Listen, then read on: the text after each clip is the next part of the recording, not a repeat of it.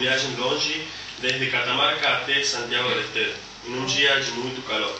Quando o ônibus para na província de Tucumã, ascendiu outro homem, Gonçalo, quem teria um cheiro muito desagradável. Pasa.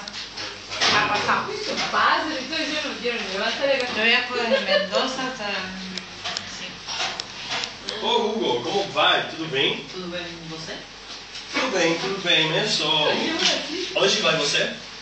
Para Santiago. Oh, eu também, eu sou muito agotado. Eu saí de minha namorada essa manhã e não regressei todo dia. Está fazendo muito calor, não sei. E para que você vai para Santiago?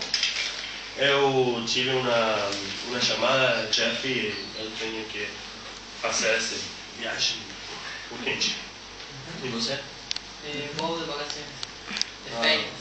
Está fazendo muito calor? Sim.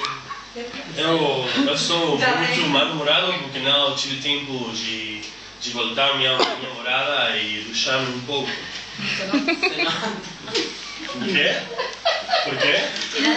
Por que você disse? Porque você tem um cheiro muito desagradável. Eu? Oh. Sinta-se. É